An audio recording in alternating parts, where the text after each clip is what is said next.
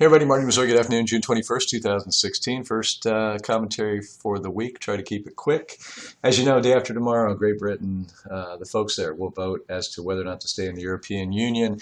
If you believe the betting line and the pundits, very little chance that they'll vote themselves out. If you look at the polls, it's a dead heat. The market seems to be trading with the betting line and the quote experts. And that would be my guess that the market probably has this one right.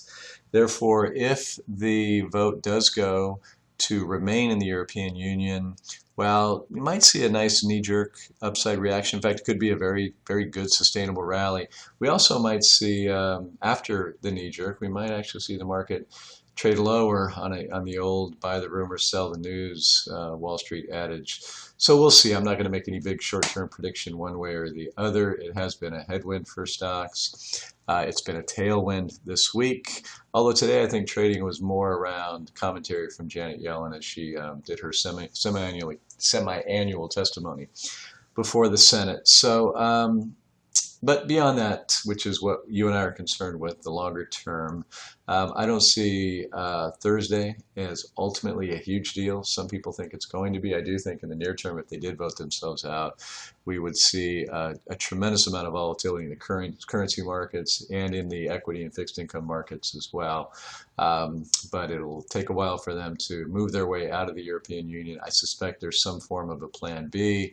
The proponents of leaving tell a pretty rosy story about Britain's future outside of the European Union, and I think they make some pretty good points, as I do think the Remain crowd does as well. I'll be surprised, though, if it indeed happens. So beyond that, we have a market here in the U.S. that is flirting with this purple line, which is the all-time high from last May, has run up against resistance here and this downward sloping trend line. We'll see what happens over the next few days and weeks, if there can be some upside momentum.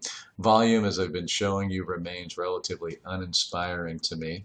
But I wanted to show you an indicator today that actually looks relatively inspiring, and that is the advanced decline line. So this is, once again, a look at this particular breadth indicator. And here it is. This is a number of shares rising in a given day relative to declining. When we have more risers than decliners, then the AD line goes up. That's a good sign of strength, broader strength, breadth, if you will, in the market. There are times when the market rallies, if you can follow my cursor back here, and you can see the AD line was really flat during that time period. So that was not a good sign. This is an indication that it's a few, perhaps large cap, your Amazon, your Netflixes, etc., really pushing the S&P cap weighted index higher, when in reality your average stock was just going nowhere. And or there were more stocks trading down, and this, or very little breadth, if you will, suggesting that this is something to be encouraged about. This actually is showing us something different. This indeed is something to be encouraged about from a longer term trend standpoint, certainly when we look at it from the angle of market breadth. So I wanted to show you some historical perspective. 2015 was dubbed by the Wall Street Journal as one of the toughest years to make money in stocks, and I would sympathize with that, particularly if you were globally diversified. The S&P 500 kind of hung in there, as you can see, but as you can see, there was not much to offer from a breadth standpoint, or at least there wasn't much hope to offer as it relates to breadth. So if we go back to 2013, which was the last really huge year we had in our portfolios, here's a year where you can see the S&P 500 going up. We just again had a fabulous year, and you can see it was confirmed pretty much the whole time with rising market breadth. In fact, if you look at 2013 on a year-to-date basis compared to where we are here in 2016, you can see something that looks kind of similar, although 2013 did not start with the big downdraft that we had in 2016. But yeah, so you can see the breadth line really was giving confirmation in the first half of the year that that was a legitimate, potentially strong rally, which is what it turned out to be. And then to look again at how it looks right now on a year-to-date basis. You can see, well, we struggled in the beginning, but do notice that while the market was taking such a big hit, the AD line wasn't getting killed to the extent that the market was. And since then, I'll say it one more time, it's showing some nice support. Am I promising another 2013 in 2016? No, of course not.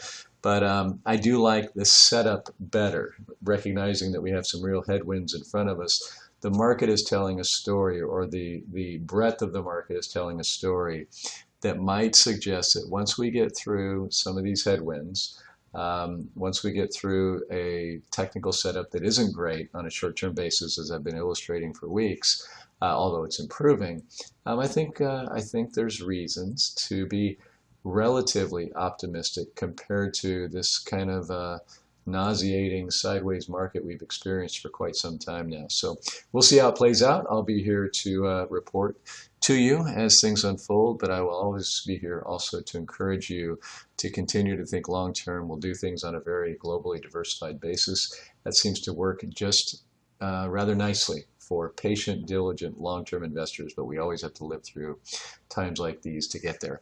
Thanks again, as always, for watching and listening. Tomorrow you should get the recording of the TV interview, and then Thursday we'll do another one of these. And then Friday, probably early on, I'll give you my weekend commentary because I won't be around to do one this weekend. So again, thanks. I'll leave it there, and have a great day. Bye-bye.